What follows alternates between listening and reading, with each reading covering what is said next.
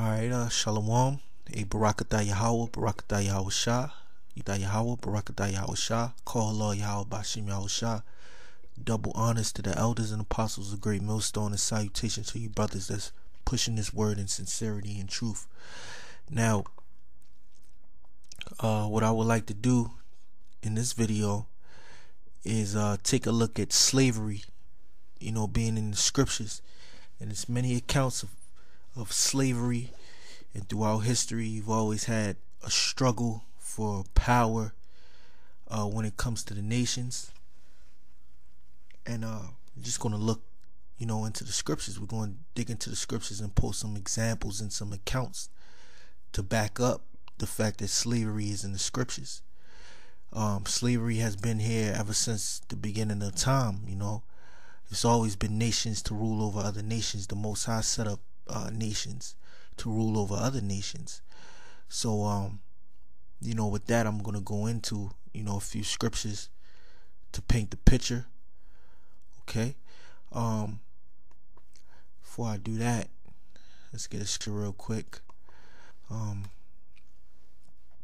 Let's go into let's go into the book of Genesis. Let's go into the book of Genesis. Let's see what we got here. Let's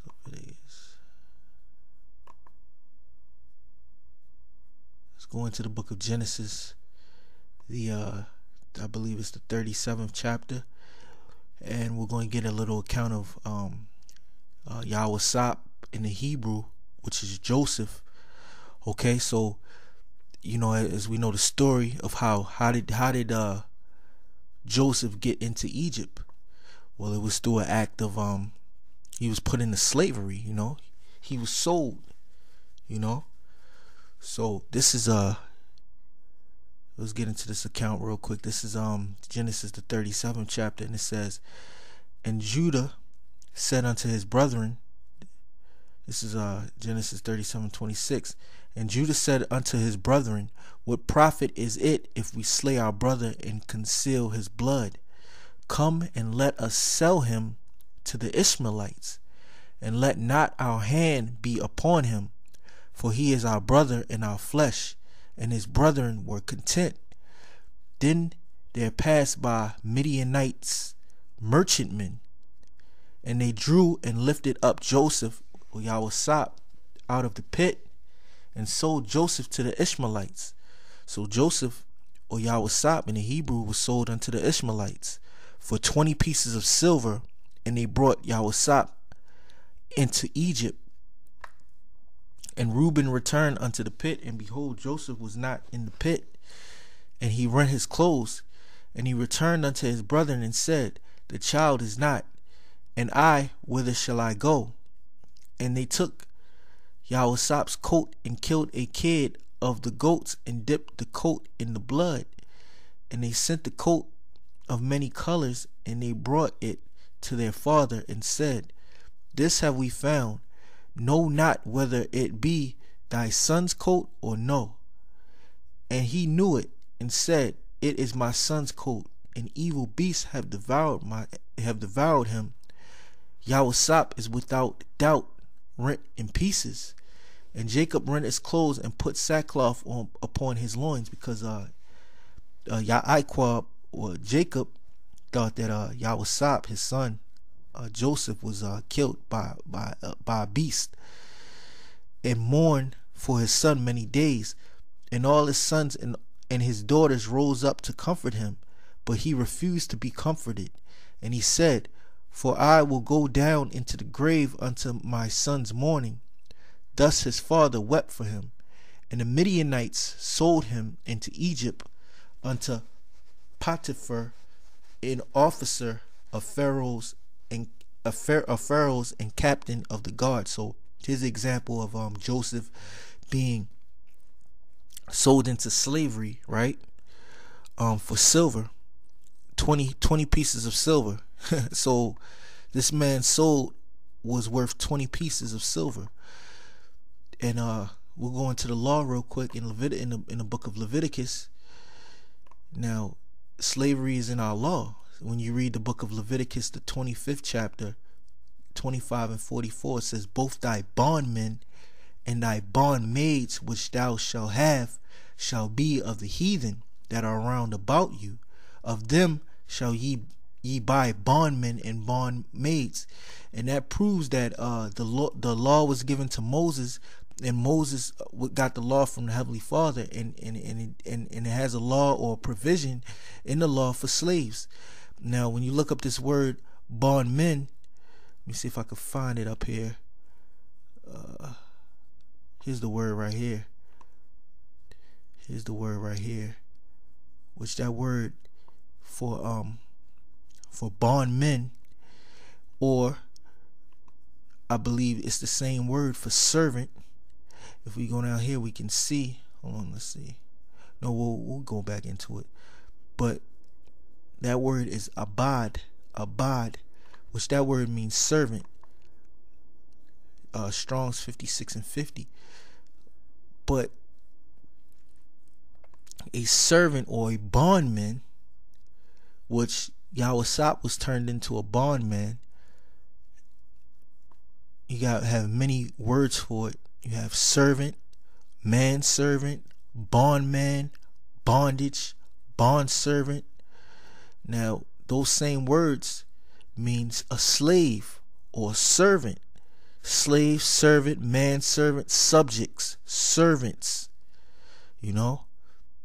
In all actuality, we're slaves to Yahweh Bashim Yahushua, or we're servants to Yahweh Bashim Yahushua. It's no difference. The word ibad in the Hebrew means servant. Okay? Now, let's go to another scriptures. Let's see.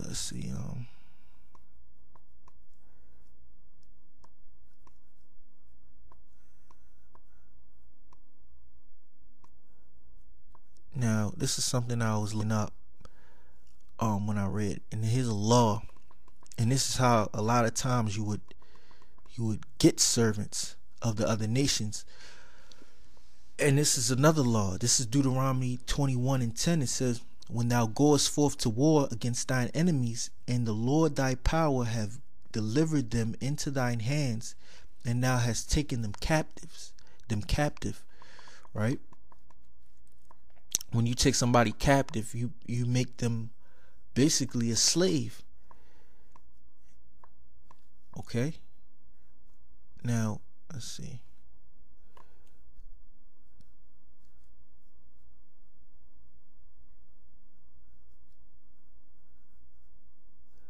Alright, so that word, let's see, now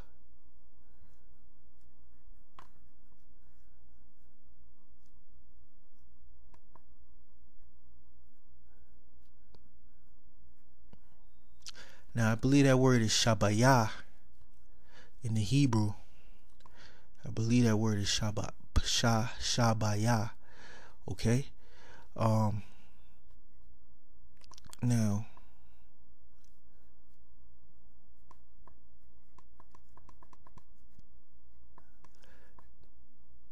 Now this word means captivity, captives. Really, they're slaves, you know. When you look up here, it says exiled, captured, prisoners. It says a captivity, to go, to be led into captivity. You know, so you have captives, they're led into captivity.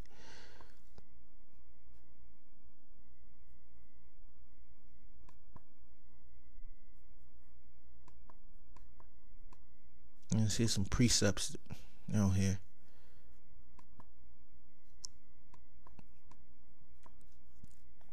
This is Deuteronomy 21 and 13. It says, and she shall, well, let's go back to Deuteronomy 21 and 10. We could read down to verse 13 real quick. Shalakia. Now, Deuteronomy 21:10 says, when thou goest forth to war against thy enemies, and the Lord thy power have delivered them into thine hands, and thou hast taken them captive, and seest among the captives a beautiful woman, and has a desire unto her, that thou wouldest have her to thy wife, then thou shalt bring her home to thine house, and shalt shave her head and pare her nails, and she shall put on the raiment of her captivity from off her, and shall remain in thy house, and bewail her father and her mother a full month. And after that thou shalt go in unto her, and be her husband, and she shall be thy wife. Let's look up the word wife.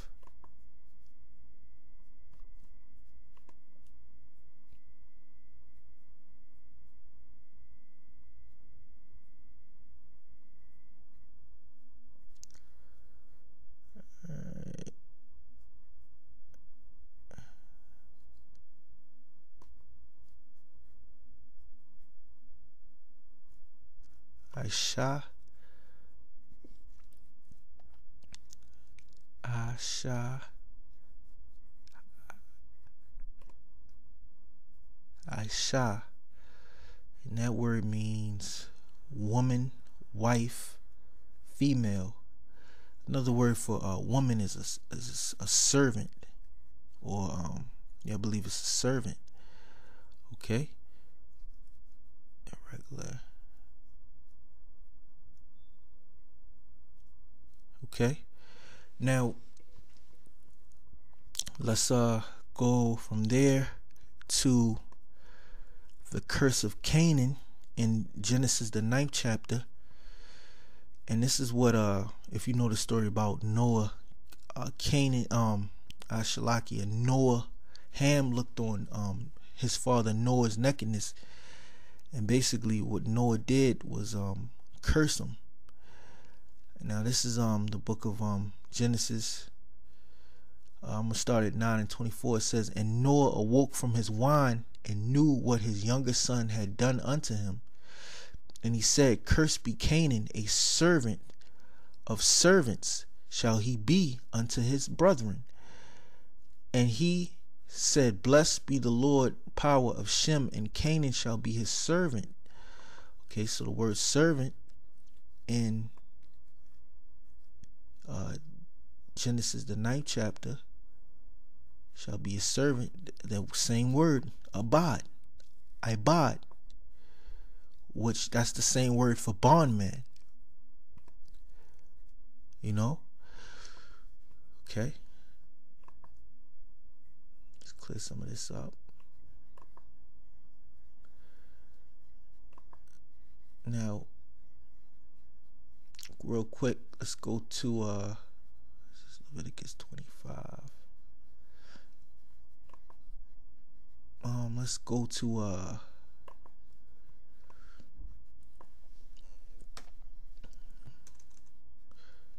the Blue Letter real quick. The Blue Letter Bible. And let's go to this is a scripture been on my mind, on my borrower. Let's go to this scripture real quick. This is in the book of Proverbs. We'll go here.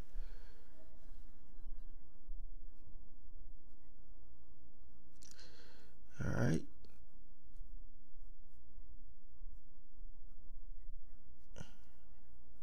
Okay. So take a look at let's look at Proverbs 22 verse 7. It says, the rich ruleth over the poor, and the borrower is servant to the lender. And this is what we see today in Esau society. Okay, and that's the spirit, the word servant. I'm expecting to see that, but of course that should be the same word right there. Abad, Shalakia. It says the rich ruleth over the poor. Hold on a second.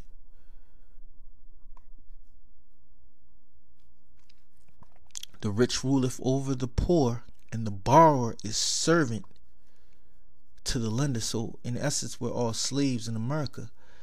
You know, that proves that we're slaves. The rich ruleth over the poor, and the borrower is servant. Here go that word again. Ibad. The borrower is servant to the lender. To the lender. And that even goes back to the curses. You can go to the book of Deuteronomy, the 28th chapter. Let's look it up real quick. For time's sake. Let's see. Deuteronomy. Man, hold on. Let's see. Let's just go to Deuteronomy 28th chapter real quick.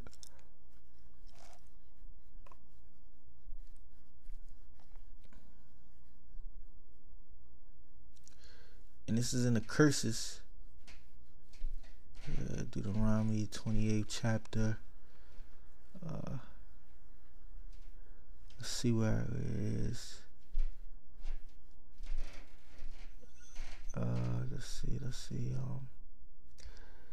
That should become carry, plant, captivity, slavery. Verse 41, it says, "Thou shalt beget sons and daughters, but thou shalt not enjoy them, for they shall go into captivity." Slavery. That's Deuteronomy 28 and 41. Let's see.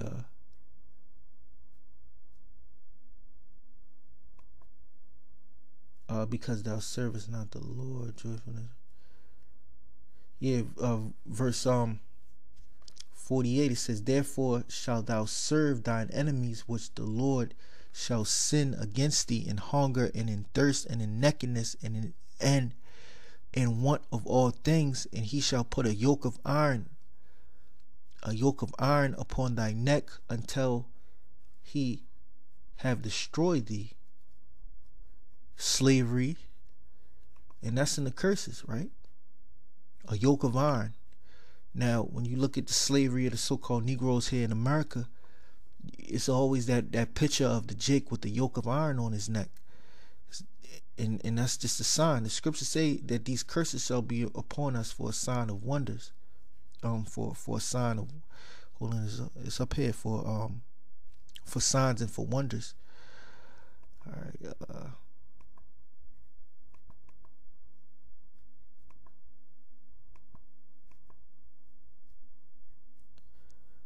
Let me see if I could find it. I should know it. It should be in here. Look up the word lend, because it's in Deuteronomy 28.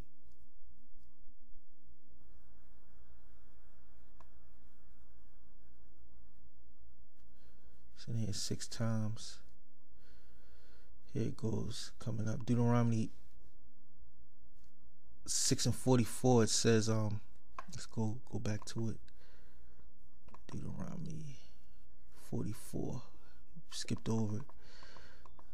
It says, the stranger that is within thee shall get up above thee very high, and thou shalt come down very low. He shall lend to thee, and thou shalt not lend to him. He shall be the head, and thou shalt be the tail. So going back to Proverbs, this is the book of Proverbs. Let's see, Proverbs 22 and 7. It says, "The rich ruleth over the poor, and the borrower is servant to the lender." So all of these nations are able to lend to us, but we can't lend to them. You know, because we're in slavery. We have been brought low with these curses.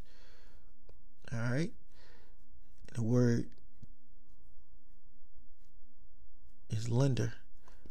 I'll look up the word.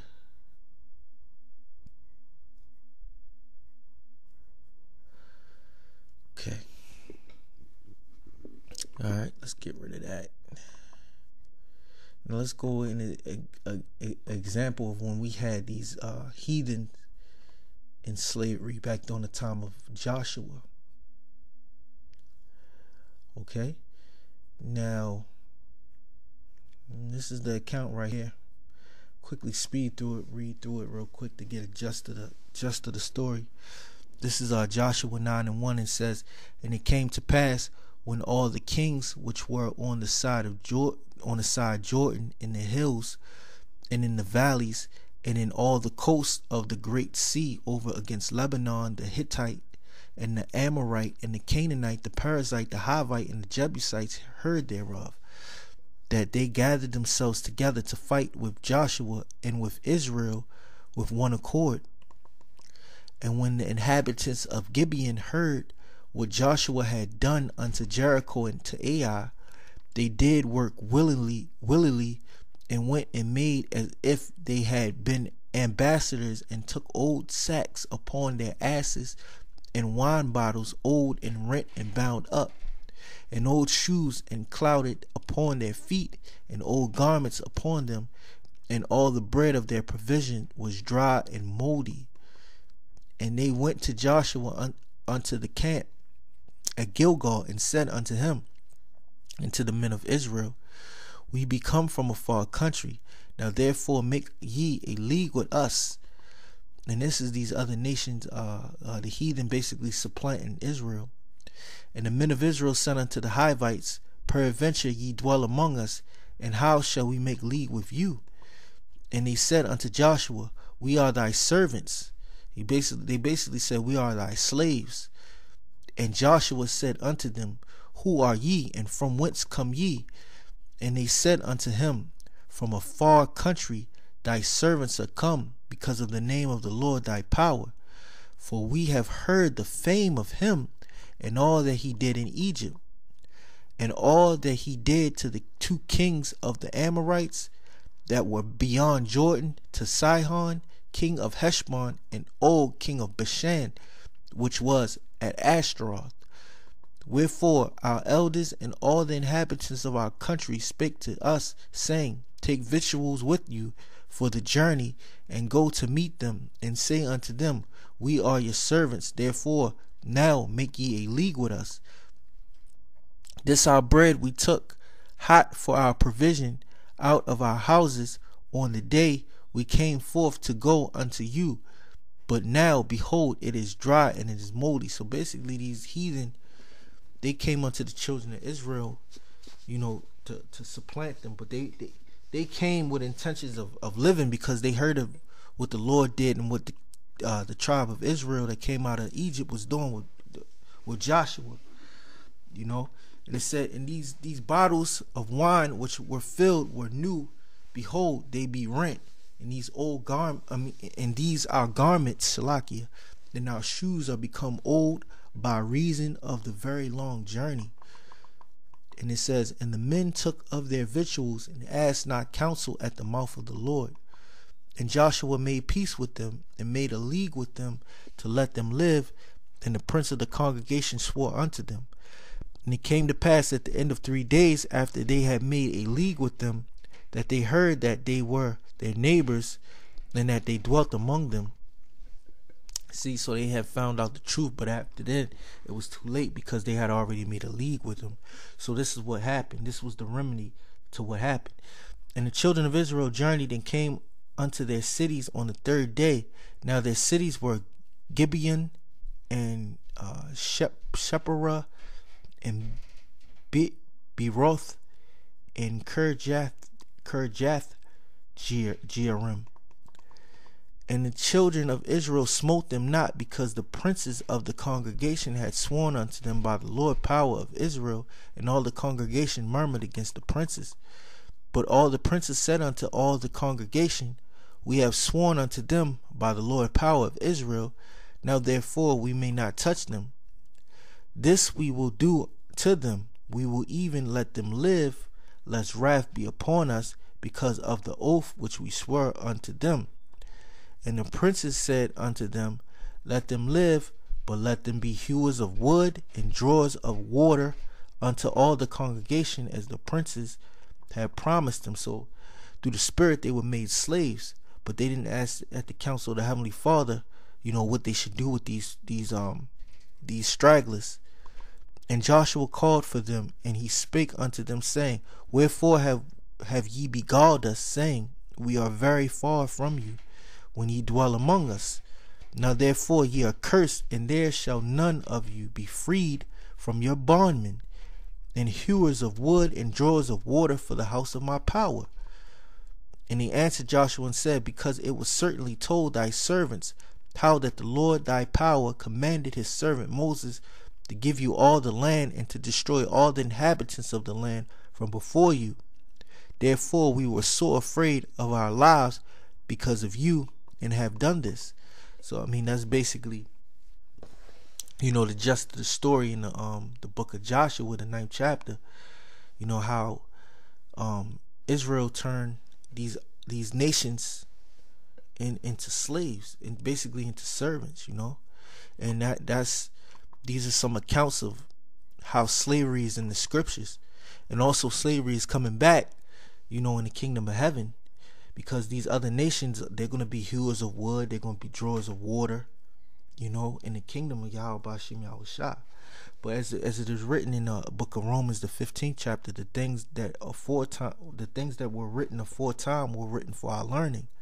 So back in the ancient days, there was slavery, and in the time to come, there's going to be slavery, and it's always been slavery. We brought it out in the book of I brought it out in the book of Proverbs. I believe it's the 22nd chapter, where it says the borrower is subject to the lender, is servant to the lender, which we're all slaves in America. Everybody's a slave in America. The scriptures say the rich ruleth over the poor. Okay, so with that, I just want to give all praises to Yahweh Bashim Yahushua, double honors to the apostles of Great Millstone, and salutation to you brothers that's pushing the word in sincerity and in truth. Until the next time, Shalom.